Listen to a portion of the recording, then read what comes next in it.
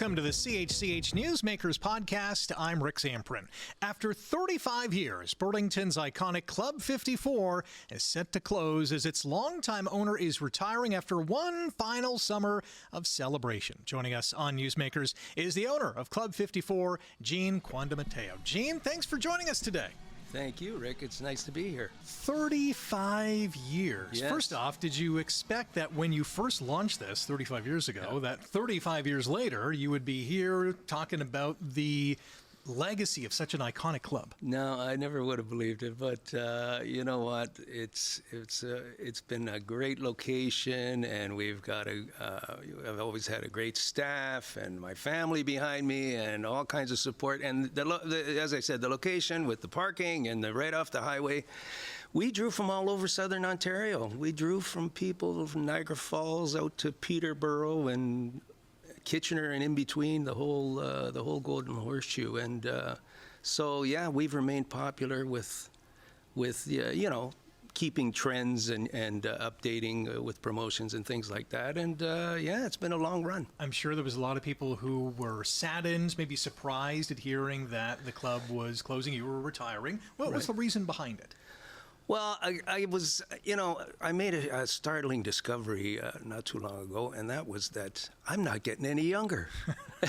So even though my brain is like, I could do this forever, but it's not that it's a physical job or anything. It's just that, the time has come where things have changed in society and things. It's not like it used to be. The glory days are past, but that's okay. It'll turn around sometime. But right now we're still cooking, and it's still going on the weekends and things. But it was a much more viable industry years ago, and I was fortunate to ride the wave of the nightclub business, like back to the disco, the start of the disco era in the 70s. My father had a beautiful restaurant in downtown Hamilton, Caesar's Restaurant, right on Gore Park, 30 King Street East. And he put a little disco in the basement called Big Julie's. And this was right when, the Saturday Night Fever and the Bee Gees and Donna Summer and the whole thing just exploded, and it was fantastic. And, it just went from there. I found another location down the street at 54 King Street East. Literally down the street. We're just down the street. Yeah. With a great number, because it was synonymous with, and I had been to the fabulous Studio 54 in New York City, just back in the late 70s, early 80s. So I named it the 54 Club after the number, and it went on and on. It's a long story, but the downtown just. All the time I don't have to. If you get me started on downtown Hamilton and the problems, right? It just became a disaster with the way the city ran. But anyway, that's a long story. And this was the early 80s? This was the mid 80s. Mid 80s. This was the Gore Park fiasco and all that stuff. So I was constantly looking for another spot. In the meantime, we had leased the building out to another owner, and he couldn't make it go, so we had to take it back over. I had moved to Toronto. I was part of the Sky Dome opening season, 1989, with the whole hoopla. Roof, yes, the retractable roof, and I was became a manager of one of the bars there, Sightlines lounge restaurant type of thing. And I was part of the whole thing with the Biddulph Corporation of the bars and restaurants. And it was a fantastic experience. And living in Toronto was okay, but believe me, it wasn't the great. I couldn't wait to get back to Hamilton because it was just too crazy in Toronto. But the traffic and the crowds and everything. So I ended up. We took the place over, and I said, I've got to get a place outside of Hamilton. Downtown was, anyway, it was just, we won't get into it. But so why Burlington? So Burlington had a number of very, very busy nightclubs. The nightclub scene in Burlington was very exciting. Okay. You had clubs like NRG and Pat and Mario's and Emma's Back Porch, which was previously called Sharky's or something. Anyway, these are busy places. Good Time Charlie's, I could rattle off a bunch of names, but even the ticker tape was with an older crowd there on Harvester Road just down.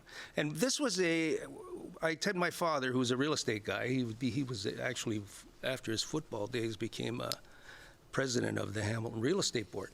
And he was a good real estate man and a good eye for things. And I said, I got to get a place in Burlington. So we looked around, and we had a realtor find us a place on Harvester, and it was a Chuck E. Cheese pizza place. Right. And the lease was up, and it's a long story, but did the building scream to you, nightclub? You're like, okay, this is it. yeah, it was a great room. Yeah. It was big. It's 10,000 square foot, high ceiling, tons of parking. You know, and when you're in the business, you kind of look at rooms and buildings, and you say, "I did this, that, and there. This would be here. The DJ booth, the bars over here, Yeah. the dance floor." So you know, and it was fabulous. So we made a deal with Rudy Reimer, who was the property manager of a lot of buildings in Burlington at that time. This being one of them. And there's another long story of why he took a liking to me and open. He was having this feud with a club called Tequila Willie's behind us. I don't know if you remember this place on the South Service Road. Fabulous, just a Tex-Mex restaurant nightclub that was packed every night. Okay.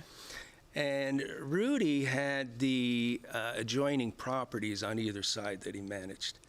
And the debris and the beer bottles and the cigarette butts and everything in these two parking lots on either side made him furious, because he was a very meticulous guy. Okay. Everything was like, you know, his buildings were like pristine. And so he hated this thing with his tequila, and he heard I wanted to open this nightclub right behind it, right on right behind it on Harvester Road.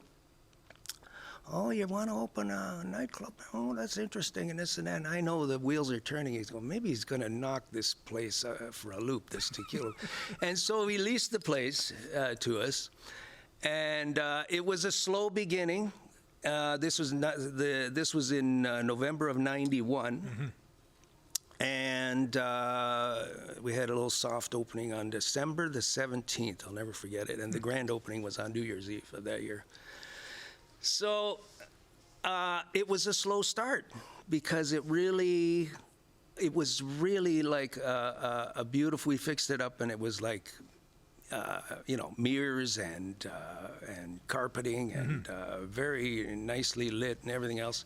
It was a little too nice for the Burlington crowd. Really? I needed something a little more casual. Ah, okay. So I started looking around these other places, Tequila Willie's particularly.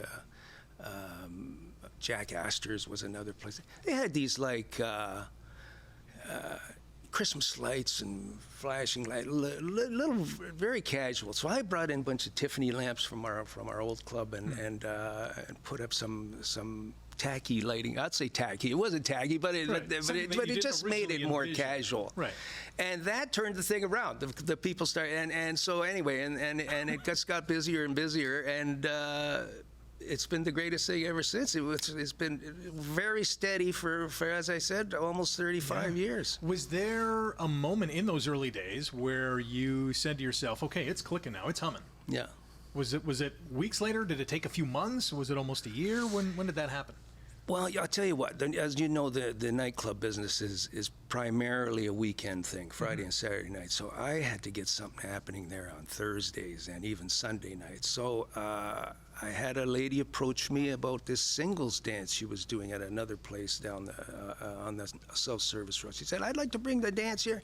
So she brought the dance. Long story short, the Sunday nights took off. Okay. Then one afternoon, I'm in the club setting up, and this tall guy walks in the door, and it's Ben Guyett, who I didn't know from a hill of beans. He goes, "Hi, I got a comedy show. I'm at CH, and we're doing it at the in Hamilton."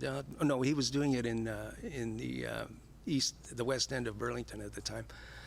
I forget, Veranda Beach. That's what it was called.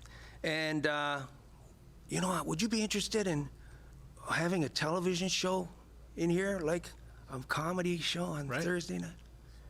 I go, yeah.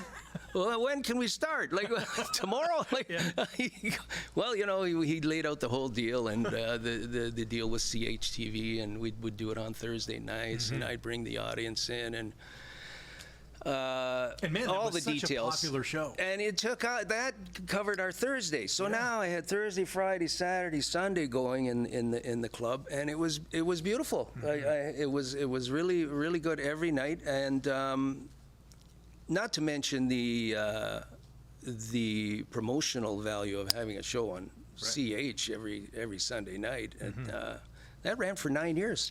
9 seasons. Pretty amazing. I mean, some pretty good comics that came out, too. We did, yeah. Well, we had guys like Russell Peters, and you know, there was various other comics who don't come to mind right now. Right. But they did the circuit of the American clubs. Yeah. And there was somebody, Stuart Francis. I remember there was a guy. There was. Oh God, what was that? I can't rhyme them off right now. But anyways, we had some great comics, and as I said, it ran for 9 seasons, and we're still. Then we syndicated with the Comedy Network, so it went national, and then we've been running the CH has the library now, and they're running the show over the last 6-7 years on CH. Yeah, so so that. Along with the fabulous club that the Fridays and Saturdays were the main nights there, and I've had some great DJs and a great staff, and we drew from, as I said, from all over, and it was a very popular spot and still is. What were the major tweaks that you made to the club that really resonated with people that enjoyed what was happening?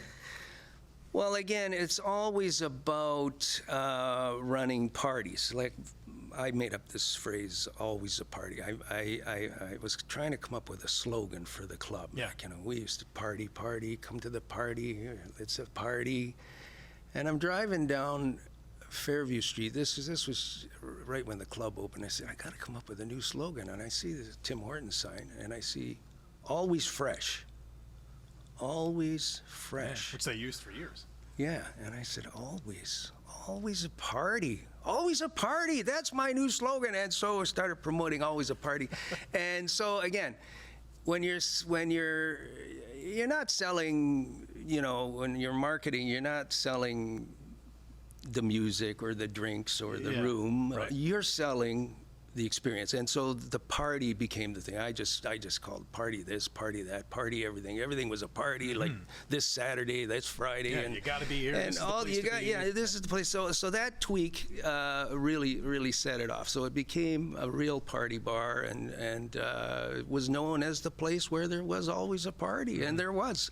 It still is. Absolutely. Till this day. How much of Studio 54 in New York did you incorporate into Club 54? Well, the thing about Studio 54, it was a heck of an experience. Even getting into the place, it's a long story how we got into the place. A friend of mine, Peter, was working down in New Jersey, and he said, "Come on down, we'll go to New York City and tool around." And so I did. I went down one weekend and stayed till about Tuesday. But we went to. We went up the, I went up the Empire State. He was working during the day. I was up the World Trade Center. I was up the Empire State Building. I was in Little Italy. I was at the Museum of Natural History. I was at Times Square. So we ended up going to, we saw a Broadway play. We saw Chorus Line, which was like the hottest Classic, musical at that time. Yeah. We ended up in the front row. That's a long story. We it was sold out, but we just went up to the ticket booth minutes before the show, and any cancellations? Yeah, as a matter of fact, I got a pair. And we ended up getting walked down to any first row. And we went to Rodney Dangerfield's, the comedy club. Yeah. And Rodney wasn't always there. He might play a week every couple months or something. Right. But he happened to be there that night, and we were on the floor laughing. It was hilarious. And then the Monday, I said, we gotta try and get into this Studio 54. This place is like world famous with the celebrities and the thing. I mean, it was a madhouse back in the day. It was crazy. It was great. It was an old television studio, as a matter of fact. The studio. So how did you get in? Well, we're in this big crowd, outside, and unbeknownst to me, the guy who was in a big beaver coat picking out people was Steve Rubel. He was one of the owners. He would pick the people. He said, you got to make a salad when you're inviting people into your club. It's got to be a little bit of everything. Right. So if you were dressed too nice or just too bland, you didn't get in. But you had to do. So anyway, we're in this crowd, and I got a business card from Caesar's Restaurant and Big Julie's Disco, and I start waving it at one of the other doormen. There's about 3 or 4, and they say, hey, buddy, I got a club in Canada. Can you get us a blah blah? So he goes, let me see here. Okay, I'll tell you what to do. See, go down the street about 2 blocks. We go, okay. He goes, there's an alleyway there on the right-hand side. Right. We go, okay, all right. In that alley, you'll see a guy with a big heavy coat like mine. This beaver coat. These guys were all. This is in the middle of February. Okay, you see, give him $50 or something like that. I don't know what it was back. This is 1980 or 70. It was $40 or whatever. That's like $100. Whatever. So okay, all right. He'll give you 2 tickets and come back here and show the ticket to me. So this was a doorman deal they had going. They were making some pocket money by. In the meantime, you're thinking, I'm not going to go into this alley and give this stranger $40 or whatever. It was reminding me years later of. Did you see the movie Goodfellas? Yeah, absolutely. Okay, so Robert De Niro is going to have Henry Hill's wife whacked. Yeah. So he says, go down the street here. You'll see a guy. He's going to got some dresses for you down there. Exactly. And she's walking down the street, and she looks back, and he's going. Keep going. And then she's starting to get the feeling of something fishy going on here, and she turns around and drives away, and they try and catch her. So did you have this feeling as well? So I had this feeling. I go, where the hell are we going anyway? So we went there. We give the guy the money. We got the 2 tickets. We walked back, and we flashed the tickets and opened the velvet ropes. And, come on in, this and that. So it wasn't an experience. The place was, of course, crazy, crowded, and big, and loud, and the lights, and just a fabulous. We stayed till 6 o'clock in the morning. We didn't get out of there till 6 in the morning. I mean, we went there around maybe midnight, but yeah, it was all night, and it was just wonderful. So what did you take from that experience? Because it's all about experiences and incorporate into your club. Well, I just was so enamored with the nightclub business. It was just such a current thing and such a popular, thriving industry at that time, the nightclub business. So I was always wanting to get a bigger and better place.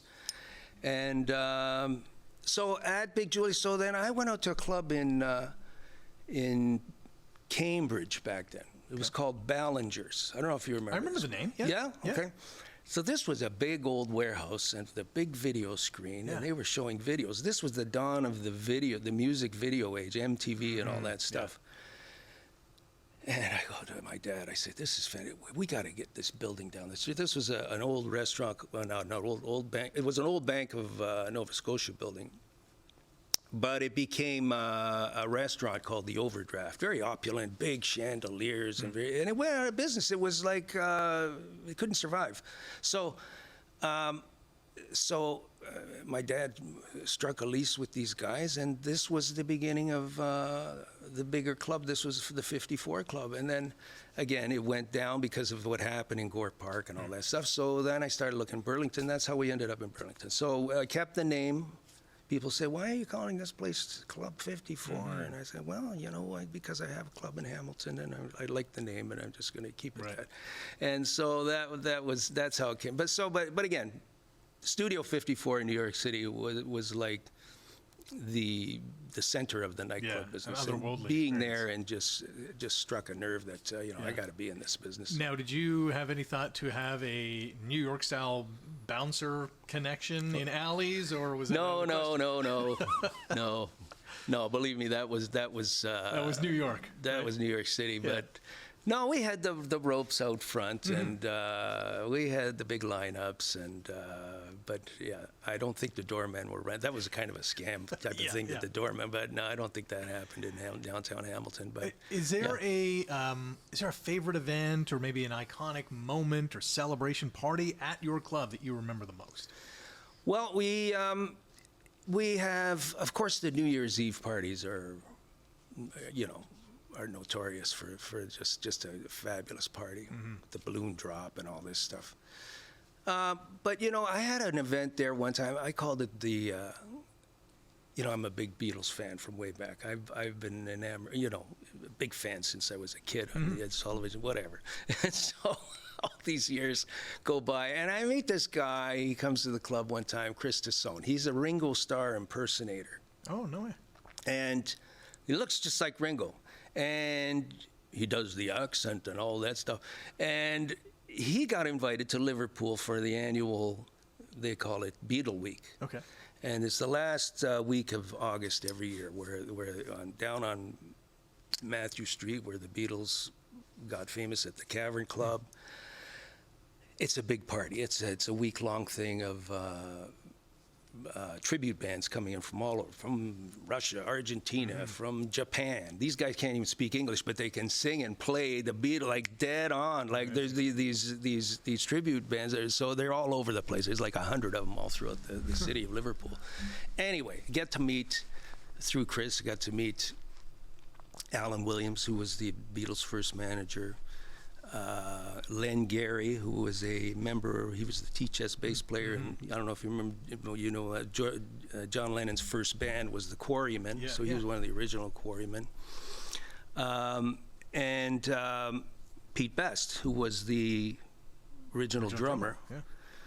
These guys are just normal guys, just like the friendliest guys, no attitude, no ego, just beautiful people. And we'd drink and we'd party and we'd get together. And so I thought, I got to have these guys back to my club in Burlington. I'm going to run a Beatle Fest type of thing. So I did. This was back in '97.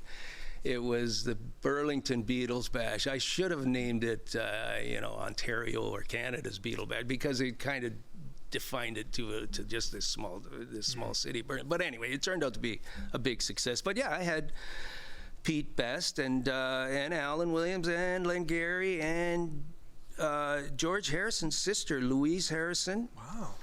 And a former secretary of Brian Epstein, she came along, and this was all, of course it was, you'd bring them and you'd pay them and you'd give them a per diem type of thing, and we did it. It was a day-long thing. It was just a one-day thing. But it was fabulous, and we sit down like this on the stage, and I'd interview Louise or Len or whatever, So and Alan, cool. talk about the days, and the crowd loved it. And then to top off the night was a Beatle band called the Caverners. They were from Niagara Falls. They're still performing actually to this day. And so the Beatle Bash was probably one of the big highlights of the club. It sounds like a big party. Yeah. Do you have a closure date in mind? Is there a final date that is? It's looking like, and again, this is all in the works. I've got interested parties, and I've got a pretty serious offer that I'm looking at. Nothing's complete. Nothing's firm quite yet, but I'm looking at late in the fall, maybe November, December. We might even stretch it to the big finale would be on New Year's Eve and at the end of this year, but possibly earlier. Possibly Halloween would be the last night. I'm not sure yet. It depends on the way the deal is formed. Yeah. So will the club live on once the new deal is struck Well, with the new owners, or do you have some sort of stipulation to say, you got to do your own thing? I can't really say right now, but because I can't really say what I'm thinking it's going to be. But it's probably not going to be a club. Okay. Unfortunately, because the club business is not as lucrative as it used to be, and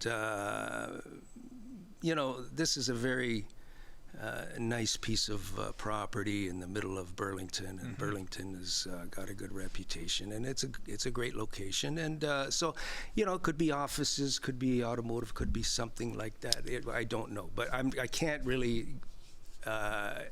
say right now what it's going to be. But I kind of doubt it's going to be a club. Right. It's still possible. There's still, somebody could come along in the next few weeks. Things are moving fast with it. So. But probably not a club. Yeah. Why do you say that the club business is not as lucrative now as it used to be? What has gone on? I'll tell you exactly what happened. This thing here. Right. And so of how did course, that change of course, you know that how the kids are. So anyway, when COVID hit.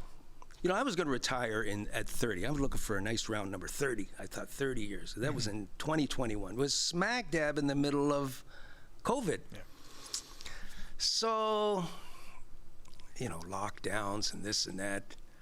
I said, I can't have a farewell party at this conditions. All that stuff. We might, and we were in 3 lockdowns. Like we could not open. Then it got to be, you can open until 10, or you could have 20% occupancy. Yeah.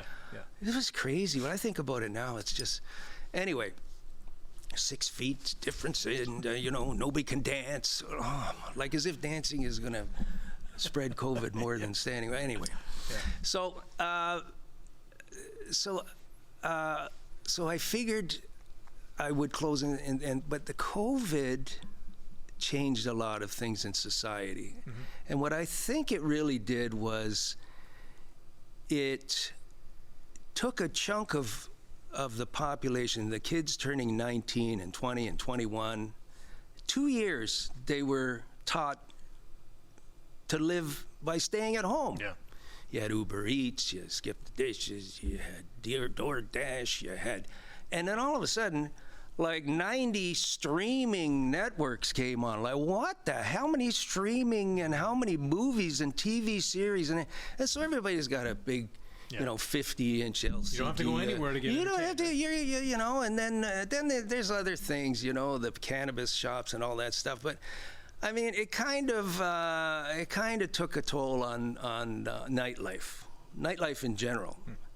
The restaurants, very much so, but some restaurants are able, because they still can thrive on the takeout, the DoorDash and the Uber Eats and all that stuff. But a nightclub, you have to be in a nightclub. You have to be there. And so I think it changed society a lot. So what happened was the kids, the young crowd, like unless you're in a university town, like my kids have gone to Western in London, and they got all those packed bars where but I mean $2, $3 drinks and this type, and so the university towns can have the young crowd going out. But in the middle cities throughout, a lot of clubs have closed. Even in Toronto, there's very few surviving big clubs. Yeah. And the trend today is towards these smaller restaurant-tainment, whatever, like resto bars, and where it's a restaurant, and then at late night they'll bring a DJ in there, and it's maybe 100 people, 120 people size. So the smaller pubs and venues like that are what's hip right now. So that would be the most had the most effect on the business, I think, was COVID. Yeah. What's next for you? You're retiring, you're selling, and what do you got planned? I'm gonna relax for a little while, but you deserve it. Yeah. I've been in the business. This is not just 35 years. It's 50 years since the mid 70s, when I was in the nightclub, the nightclub business. So 50 years of this is kind of crazy. But by the way, I have a Facebook page called The History of Club 54 Nightclub, and it's filled with pictures and photos and stories from the beginning on King Street East in Hamilton all the way to the opening of Club 54. But so I kind of did that during COVID. And people say, why don't you write a book? So I did kind of write a book, but it's online book on Facebook. But what's next now? just probably something online. I'd like to do a business online somehow where I don't have to be running a club. Like I never say never. But I'm in my early 70s now, and I don't think I'm going to get back into it. But yeah, there's lots to do. There's lots to do with the kids, and my son's getting married this year, and I've got 2 daughters that are in their 20s, so those will be coming up. Hopefully, some grandkids and stuff like that. Mm-hmm. So there's a lot of family stuff and traveling. I have family in Italy, and my daughter lives in London, England right now, my oldest daughter. So we're a lot back. I mean, my wife is from Sweden, so we have my big family in Sweden. And so we spend a lot of time there. So probably be spending a little more time that way. Yeah. You have an incredible legacy. You've done some amazing work in Burlington and Hamilton, and the evidence showed just in our conversation today. Keep us posted on when that final party is going to be happening. We're definitely going to be there. Thanks for your time today, and enjoy the rest of the day. Thank you very much, Rick. All right, and that is a wrap for the CHCH Newsmakers podcast. A big thanks to the All-Star cast behind the scenes. If you like today's episode, click the thumbs up, hit subscribe. You can leave a comment as well. Catch the Newsmakers podcast on chch.com/podcasts and wherever you get your favorite podcasts.